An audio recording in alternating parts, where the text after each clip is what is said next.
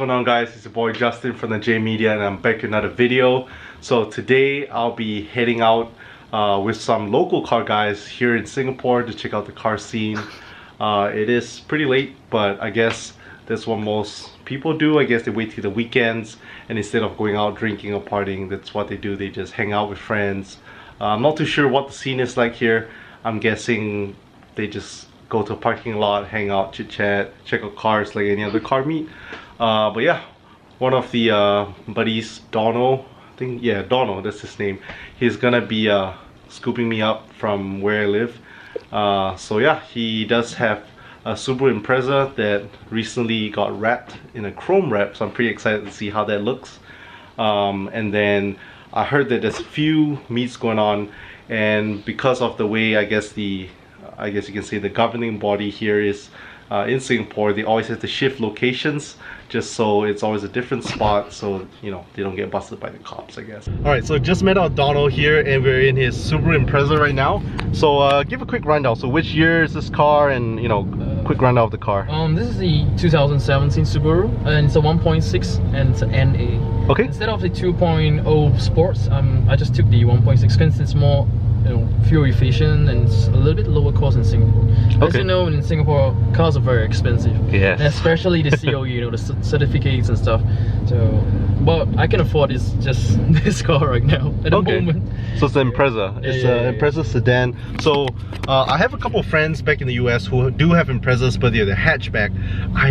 There are the sedans, but I don't see them too often. So are you one of the few in Singapore who modify the Imprezas, or are they a pretty common platform? What I can say is the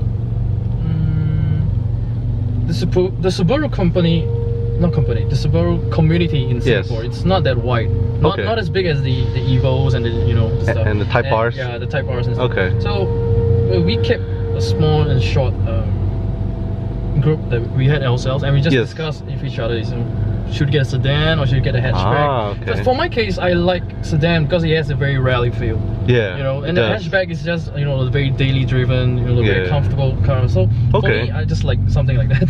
Okay. So I also want to add, so I mentioned earlier that his car, well, in the inside, you know, you can't really see too much, but when we get off the car, I'll show you guys in a moment, it does have this crazy chrome wrap as well as that big GT wing back there, which I'll show you guys in a moment.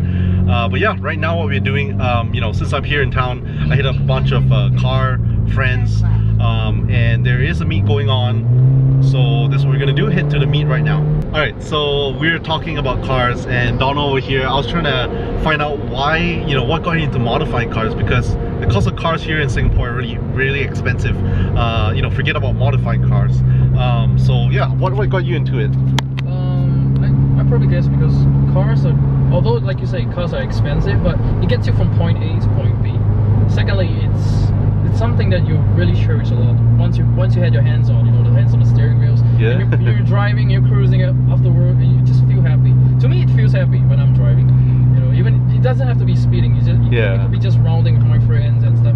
I'll still be happy. I wish we had these tunnels in Austin where I live, because these tunnels are sick. I saw Speed Hunters, I don't know if you saw that article. So Speed Hunters is the famous Japanese tuner magazine, just like Super Street, and back in 2014 they actually came to Singapore to film the car scene, and I saw this really sick photo. I was reading through the whole feature. Over here there's an AE86, a GTR, bunch of GTRs, Evos, really sick cars. I was like, wow, they have these crazy JDM cars in Singapore? I guess apparently they do, but some of these owners just hide them, you know, just during the shows and, you know, meets, they bring them out. Yeah, apart from what you just said, you know, they're hiding from the show. Secondly, is because the, the maintenance and stuff, it's quite costly in Singapore. And especially that we don't do our own fixing. Most of the Singapore cars, they bring to their own trusted mechanics and stuff, and they'll do their maintenance there. So what I think is maybe because of the maintenance, the costs, and you know, those the glossings and stuff, you know, they want to make it look beautiful during the car show, so they'll be a little bit limited to see. I'm not surprised if you see some vintage car in Singapore as well. Yeah, they paid a lot for that. Oh, so fun fact, if you guys didn't know, besides being expensive in Singapore, after 10 years your car has to be scrapped. Do you know the actual reason behind being scrapped after 10 years? Probably the control of the car population in Singapore, I guess. Because Okay. if your cars are not scraped in Singapore, there could be a lot of piled ups, and a lot of people will be getting cars. But recently, the COE, there's a law passing by that there's no more windows for COE. So cars are genuinely rare and hard to get. Okay. Yeah. So you're like, even if you have the money to buy the certificate, which is like 20 to 30,000, but you still have to wait for your turn to get the ticket. You don't just get the ticket like that. Okay. Yeah. So yeah, it's a whole different ball game for cars here, you know. Like I get there's a lot of people in the United States saying, oh man, the car scene in LA is just so hard because California have these hard emission laws, stuff like that. Wait till you see Singapore. But, yeah, Singapore is just on another level Yeah. because they're expensive.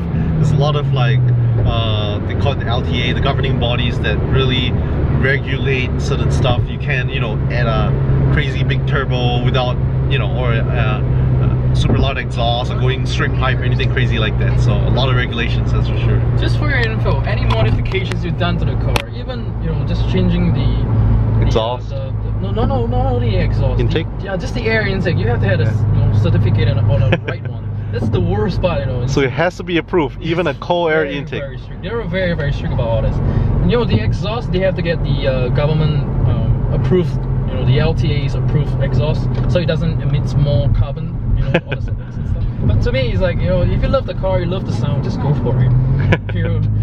Even if you get car, at least you love what you do, and you get what you like. Okay, Yeah. pretty good insight. Alright, so we are finding the secret location for about 30 minutes, just circling around, but we finally found it. Again, it's a pretty undisclosed location, that's why.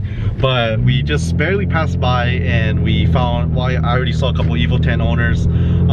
So my point of contact was actually a car girl who also owns a Lancer here in Singapore.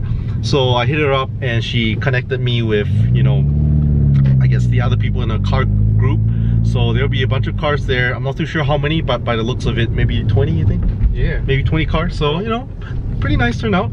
And again, I'm not too sure, but it seems like what people do here is they just cruise, hang out, just chit chat. I'm sure being car people, I'm sure we all like to talk about our own cars, share about the cars, stuff like that. So yeah, I'll just take you guys along whenever we arrive. I just reached over here at the undisclosed location and I'm really excited. There's a bunch of people here, a bunch of cars. I'm gonna walk around and talk to the people of the cars because the car scene here in Singapore is a little different. As I explained earlier, it's expensive to own a car here in Singapore itself, let alone modifying your cars. And I have to say, I'm really proud that there are some really beautiful builds here. So first off, take a quick look. Alright, so over here, they might call it something different, but this is the S13 model. We call it the S13 240SX, but I'm not sure. The JDM version might be called the 180SX or something else. But this is clean.